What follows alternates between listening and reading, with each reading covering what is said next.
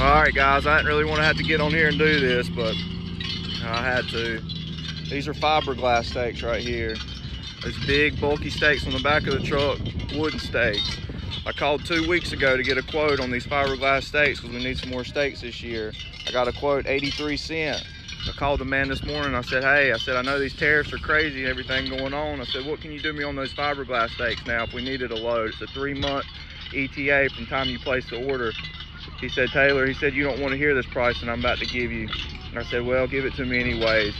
He said, each of those stakes now is going to be $1.74 a piece. And I said, well, you know, and I know both that we can't do that, and that's going to be impossible. So that's just to let you know a little bit of what we're going through out here on our farm and what farmers in general are going through. These tariffs, not the best thing for our country. I voted for Trump. Yeah, what's up, good people? Welcome back to my channel. So today we're diving into a very interesting topic I've come across in TikTok. That's about Nebraska. Nebraska. White farmers are complaining that black folks are no longer working on their farms, right? So today we're diving into a topic that's causing very serious waves across rural America. And honestly, it's all a lot about where we are as a country. Some white farmers in Nebraska are very frustrated. And why are they frustrated? Because the black farmers in Nebraska they have once relied on the help of black farmers as they run their farms, and the black farmers aren't coming back. These farmers are asking, where did they go? And more importantly, why are they not staying? Now, let's get into it. One thing straight, this isn't just about farms. This is about power, progress, and a shift in American identity that some of the people are struggling to accept. For generations, certain communities, especially black Americans, were expected to do the back-breaking labor that kept the agricultural machine running. But things have changed right now, folks. People are getting educated, starting business, moving to cities, changing tech jobs, and building generational wealth. And guess what? They are not looking back. Most importantly, I think this is about Donald Trump immigration. Most of the black farmers were getting deported. Folks, let's not talk much about this Nebraska farm thing. I think it's better for us to watch the following videos so that we can come back after the videos and react to what we know, what we have seen that is the truth we're talking about.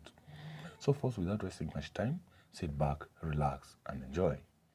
So I'm a black farmer, and a lot of people are wondering, why are black farmers not panicking like a lot of white farmers? Well, let me explain to you the reasons why. It's because white farmers have been handed everything to them, a lot of them. Not saying all of them, but a good bit of them. And by that I mean this. MLK even pointed out, he says, farmers in the West and the Midwest who were white, they were given land, they were given money, they were given training, they were given a lot. Whereas the black farmers weren't given anything, and the largest civil rights settlement in U.S. history is Pickford v. Glickman, where you had a class action lawsuit, bunch of black farmers all joined the lawsuit, and they won a huge settlement because the USDA was shown to be racist for decades. So because black farmers haven't been given anything, we've been learning to do without, unlike your white farmers. So when things are taken away from you, all your subsidies, all your tax breaks, guess what? You panic. Whereas we've always been going through this shit. So there's problems in privilege. The level of determination that has been dedicated to try to ensure that Black Americans do not thrive is not by accident. And that is the reason why Black farmers are being shut out again. While the Trump administration rolls out financial lifelines for white farmers, Black farmers are being left out, overlooked, and pushed closer to extinction. And if it weren't for people like John Boyd Jr. sounding the alarm, this story would stay buried in the soil. Let's talk about history. Black farmers once owned 14% of United States farmland. Today, less than 1.3%. How, Sway? I'll tell you. Generational land theft, discriminatory USDA policies, and a long history of being denied access to the very tools white farmers receive as default. And now, in 2025, the Trump administration is doubling down, offering federal farm credits, subsidies, and contracts almost exclusively to white farmers. And they're doing it in broad daylight. John Boyd Jr. has entered the chat. My name is John Boyd, founder and president of the National Black Farmers Association. John Boyd Jr., a fourth-generation American farmer, is out here telling the truth. You need to rise up and speak out now, not later, because if we don't, they're going to continue to take this country down a pathway that is going to take decades to get away from. He says it clearly. It's not that we don't want to farm, it's that the system doesn't want us to succeed.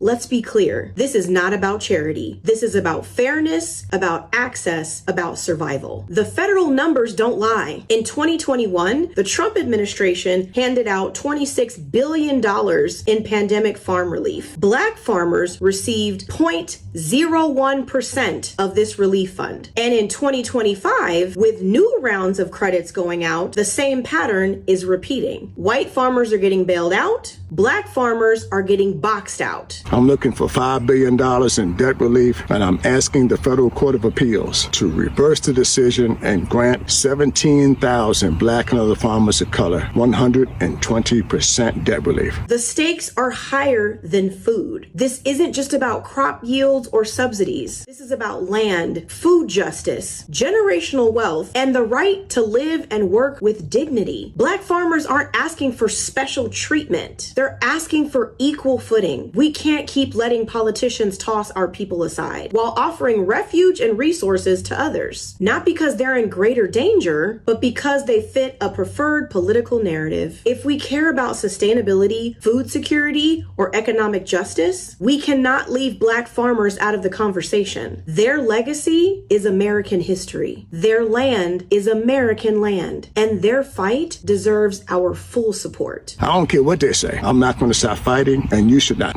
stop fighting in this country. Peace, y'all. Nebraskans are pissed. Bigley, Askins, the Askins are pissed. Nebraskans. No one wants to hear Farmer John with his butt crack showing, married to a Karen, complaining about losing your little farm when you voted for me. They don't feel sorry for you. And I don't need your votes anymore, so I don't care.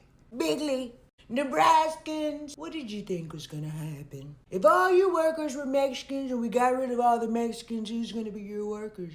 Guess what? You can take a page from the book of the Native Americans, followed by the African Americans, Chinese Americans, Indian Americans. Listen, what we're gonna do is crash the economy so all the rich people can buy up everything for super dirt cheap, including your land, Nebraska farmer dude. I don't know. And once we buy it for dirt cheap, we will hire you to work on said land. Hello, this is a tale as old as time. We've done it so many times before. And the fact that you thought you were exempt is absolutely hilarious. Bigley, it's funny because you guys are really effing around and finding out.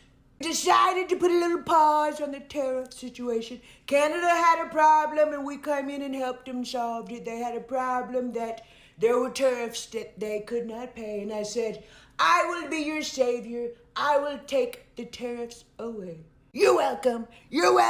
Thank you. Nebraska, I've actually sold Nebraska to Vladimir Putin.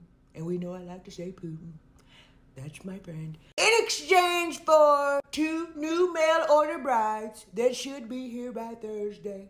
One of them's gonna come with me into my forever cryo chamber where I will live in infamy and be the president of the United States for the rest of existence and time. Bigley, we're doing very well with Russia. Russia's really enjoying us and we're really enjoying Russia, and they're bombing the hell out of Ukraine right now. And I don't like the Ukraine guy because that guy is tan and he's kind of sexy.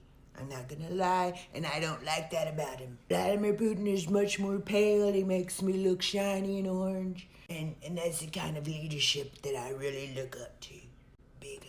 Bigley, I do. We're having a good time. Everyone's having a good time this pregnancy, and you guys keep trying to come and interfere with your world news and your disasters. We like a good disaster. It's good for the millionaires and billionaires because we can buy up everything dirt cheap, including labor. Including you. We need a workforce. Too many of you farmers want to own your own land with government subsidies. Not anymore. Not anymore. Not anymore. You got what you voted for. Bigly, you got what you voted for. So we're shutting down our market farm. We've officially decided to close the doors to our farm store and market farm. We just notified all of our customers yesterday. That may come as a shock to you, and some of you may be like, well, why are you doing that? There's many reasons. Ultimately, it comes down to we don't feel like the time input for the return is worth it. There's only so much time in a day. I've got several other businesses that just demand my time. I'm a real estate agent, I'm a health insurance agent, and then obviously we run the Tanner Farmstead social media accounts, educating you on how to grow food. And I really want to scale that and scale these other businesses. And I really want to grow putting out more content. And to be honest, I've wrestled with this for the past couple of years. I want my content to be about homesteading and food preservation and all these other fun things that I want to do, but I haven't been able to do because I've got to put so much time into, the turn and churn market farming crops, like lettuce. And so it's just not been in line with my vision. Folks, welcome back to my new YouTube channel. I think you've watched that video. It's very interesting. It's very powerful, and at the same time, it's very what can we say? For the affected ones, it's very sad. Some farmers, especially those who supported Trump and bought into the narrative of a return of the good old days, as I quote, these shifts feel like a big betrayal. Why? Because deep down, it wasn't about jobs. It was about culture, tradition, and keeping people in their place. Trump's history often centered on the restoring a version of America that worked really well. For some, I think, but left others behind. Now, as black laborers opt out, excuse me, as black farmers opted out from their farm work entirely, most of these, some of farmers are waking up to a truth they didn't expect to face, especially the white Nebraska farmers. People who once had a choice, who had no choice, now has had an option. And that's powerful, that's progress. But it is also uncomfortable, especially if your way of life depended on someone else never having options. But I think all these problems were brought by the MAGA movement, the Trump deportation of the black farmers. Now the farmers are no longer available to work on the Nebraska farms, right? And the white people are crying. They can't take it anymore. They depended on the black farmers working on their farms, taking the jobs which machineries were doing, the hard jobs, Now they are nowhere to be found because of the deportation brought by the MAGA movement, by Donald Trump, claiming they are undocumented people. Instead of asking why won't black people come back to their work for them, maybe the better question is, why did we prepare for this? Why weren't we thinking ahead about labor, automation, fair wages, and dignity? Trump's America was about keeping things the same, but history doesn't wait. The world has changed, and if you didn't change with it, that's not someone else's fault. So, folks, I want to know your thoughts in the comment section. Are these farmers dealing with a real labor crisis? Or are they just clinging to a Trump's era fantasy that was never sustainable? Folks, drop your thoughts in the comment section. Just keep it respectful because we are here for real talk, not race baiting or hate. Don't forget subscribe, like, and share. Folks, this is a very interesting topic. I'm here, this is my new channel, and I'm here to give you the very vulnerable topics that most of the people are really afraid to talk about, right? And the things happening right now in America. So folks, don't forget subscribe, like, and share this video to those who are very interested in the Nebraska farmers, the black folks and the entire people. Folks, until next time, let's meet again in the next episode. Stay intact because in my next videos, I'm going to bring so much more interesting videos. Stay intact and peace, brothers and sisters.